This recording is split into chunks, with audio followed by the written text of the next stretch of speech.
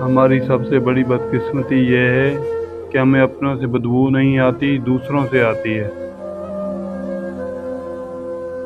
जब हमारी दुआ कबूल हो जाए तो हमें इस बात पर खुशी नहीं होती कि हमारी दुआ कबूल हो गई है। उल्टा हमें ये गम लग जाता है कि कबूलियत के लम्हे में हमने कुछ और क्यों नहीं मांग लिया। दुनिया में भौंकने वाले कुत्ते बहुत हैं।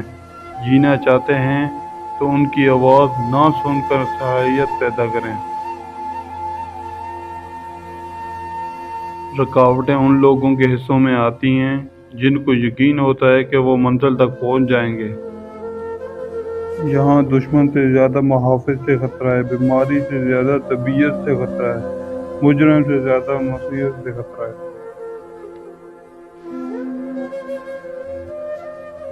जो लोग एक दूसरे की मस्जिद में जाते पसंद नहीं करते, वो जन्नत में एक साथ कैसे रहेंगे। पड़ोसी के बच्चों की भूख और फाके से अनजान रहने वाले, उसकी बीवी और उसकी बेटी की हरकतों पर वाकिफ रहने वाले हमारा माशरे का बेहतरीन मसला है।